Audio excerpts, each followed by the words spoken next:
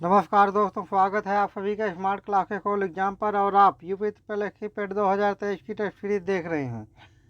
दोस्तों, इसमें आज के टेस्ट में यूपी के बारे में बहुत कुछ स्पेशल बताया गया है, इसीलिए आप टेस्ट में लगातार लास्ट तक बने रहें। दोस्तों, ज़्यादा टाइम को वेस्ट ना करते हुए आइए आज के टेस्ट को स्टार्ट करते हैं। आज के टेस्ट में प्रश्न संख्या एक इस प्रकार है: उत्तर प्रदेश में कितने राष्ट्रीय उद्यान हैं?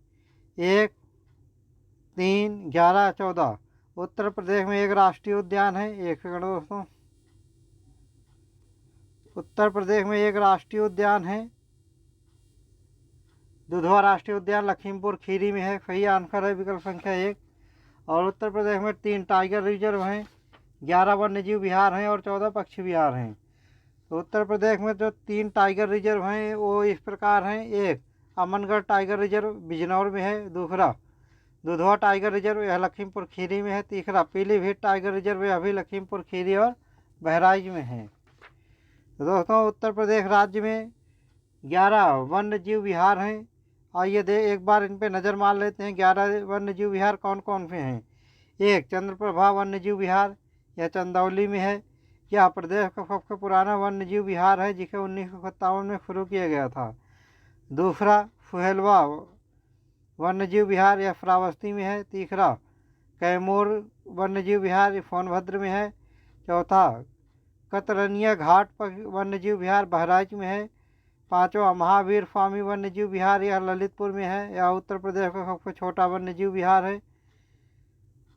और छठा, रानीपुर वन्यजीव विहार चित्रकूट में है। सातवां, राष्ट्रीय चंबल वन्यजीव विहार यह इटावा में है। आठवां, सुहागी वरवा वन्यजीव विहार महाराजगंज में है।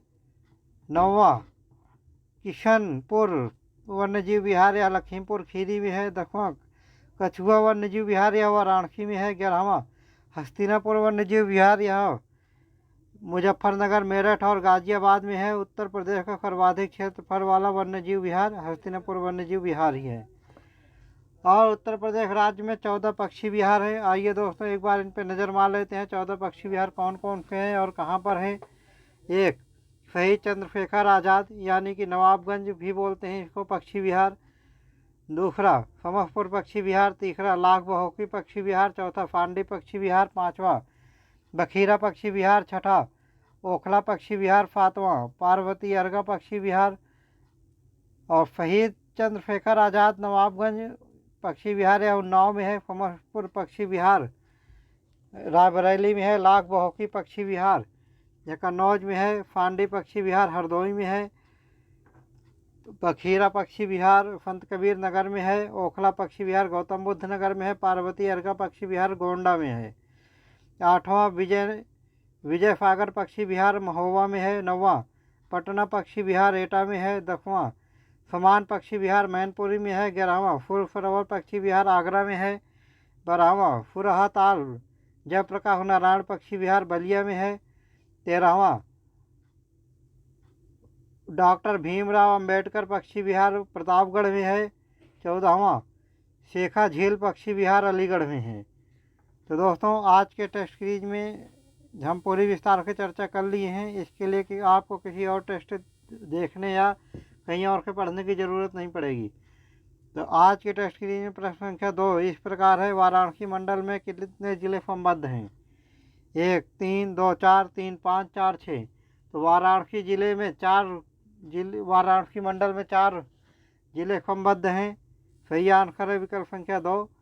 दोस्तों, उत्तर प्रदेश में कुल 18 मंडल हैं। तो आइए हम इन 18 मंडलों की एक बार विस्तार में चर्चा कर लेते हैं।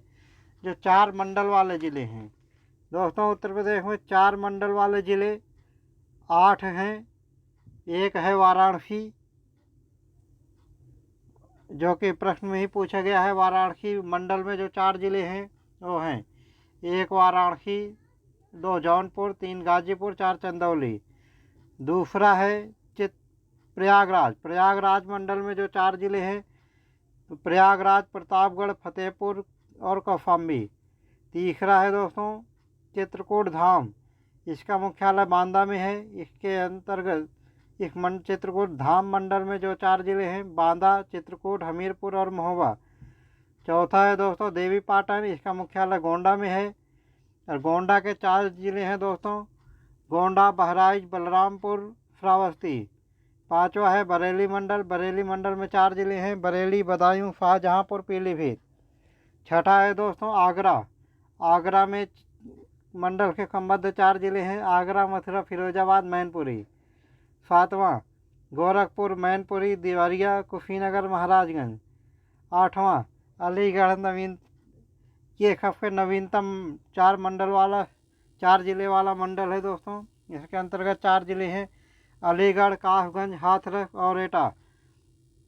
3 मंडल वाले 5 जिले हैं दोस्तों, मिर्ज़ापुर, आजमगढ़, बस्ती, सहारनपुर और झांसी। मिर्ज़ापुर के संबद्ध 3 जिले हैं, मिर्ज़ापुर, सोनभद्र, भदोही। आजमगढ़, आजमगढ़ के संबंधित 3 जिले हैं, संबद्ध 3 जिले हैं, आजमगढ़, मऊ, बलिया। तीसरा है बस्ती, बस्ती के संबंध 3 जिले हैं, बस्ती, सिद्धार्थनगर, संत कबीर नगर। चौथा है दोस्तों सहारनपुर, सहारनपुर के संबद्ध 3 जिले हैं, सहारनपुर, मुजफ्फरनगर, शामली। पांचवा है झांसी, झांसी के संबद्ध 3 जिले हैं दोस्तों, झांसी, ललितपुर, जालौन। और 5 जिले के संबद्ध 2 मंडल हैं दोस्तों, एक है अयोध्या, दूसरा है मुरादाबाद।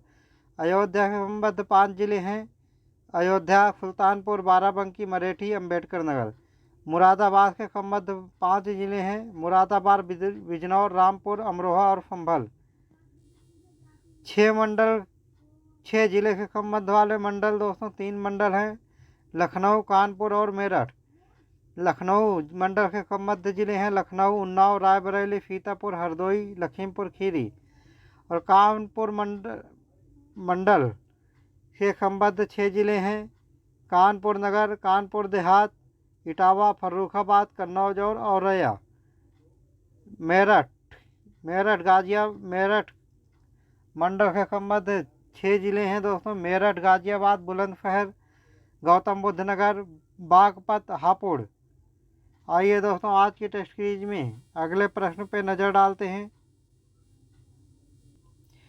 आज के टेस्ट में प्रश्न संख्या 3 इस प्रकार है दोस्तों, महाजनपद काल में उत्तर प्रदेश में कितने महाजनपद थे? एक है 5, 2, 6, 3, 7, 4, 8।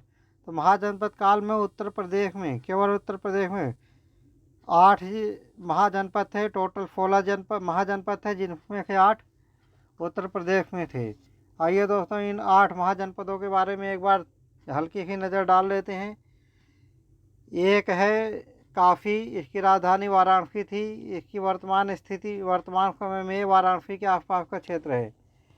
दूसरा था कौशल, कौशल की राजधानी श्रावस्ती व साकेत, जो कि आज का अयोध्या है, ये थी। और इसके वर्तमान समय में इसकी स्थिति अवध क्षेत्र में है। तीसरा है कुरु, कुरु की राजधानी इंद्रप्रस्थ थी। इंद्रप्रस्थ की वर्तमान स्थिति है दोस्तों मेरठ, दिल्ली, थानेश्वर के आसपास का क्षेत्र। चौथा है वत्स, वत्स की राजधानी कौशाम्बी थी दोस्तों, और इसकी वर्तमान स्थिति में ये प्रयागराज के आसपास का क्षेत्र है। पांचवा है फूरसेन, फूरसेन की राजधानी मथुरा थी, मथुरा के आसपास का क्षेत्र। वर्तमान समय में यह मथुरा के आसपास का क्षेत्र है। छठी महाजनपद काल में छठी जो महाजनपद था उत्तर प्रदेश में मल्ल था, मल्ल की राजधानी कुशीनगर थी। और आज के वर्तमान समय में इसकी स्थिति देवरिया, कुशीनगर के आसपास का क्षेत्र है। 7वां महाजनपद था दोस्तों उत्तर प्रदेश में फुक्तिमती चेदी, इसकी राजधानी फुक्तिमती या फोथीवती थी। और वर्तमान समय में यह बुंदेलखंड के आसपास का क्षेत्र है। 8वां महाजनपद था दोस्तों पांचाल, पांचाल की राजधानी अहिछत्र यानी कि अहिछत्र या रामनगर थी। एवं कामपल्ले जो आज के समय में फर्रुखाबाद है ये थी। और इस वर्तमान समय में इसकी स्थिति बरेली, बदायूं तथा फर्रुखाबाद के क्षेत्र है। दोस्तों आज के टेस्ट सीरीज में अगला प्रश्न है प्रश्न संख्या 4, निम्नलिखित में है कि जैन तीर्थंकर का जन्म वाराणसी में हुआ था? 1 ऋषभदेव, 2 अजीतनाथ, 3 पार्श्वनाथ, 4 अनंतनाथ। तो दोस्तों पार्श्वनाथ का जन्म वाराणसी में हुआ था। सही आंसर है विकल्प संख्या 3। बाकी ऋषभ देव, अजितनाथ और अनंतनाथ, इनका जन्म अयोध्या में हुआ था। आइए दोस्तों आज के टेस्ट सीरीज में अगला प्रश्न देखते हैं। प्रश्न संख्या 5। 1857 की क्रांति में कैंपबेल ने कहाँ की क्रांति का दमन किया था? 1857 की क्रांति में कैंपबेल ने ये विकल्प 1 है कानपुर, 2 झांसी, 3 प्रयागराज यानी कि इलाहाबाद, 4 उस समय इलाहाबाद थी अब प्रयागराज है, 4 फैजाबाद। 1857 की क्रांति में कैंप ने कानपुर की क्रांति का दमन किया था। सही आंसर है विकल्प संख्या 1।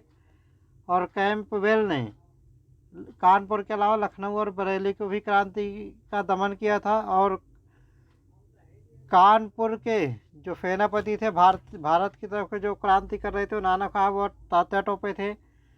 और लखनऊ से बेगम हजरत महल थी और बरेली से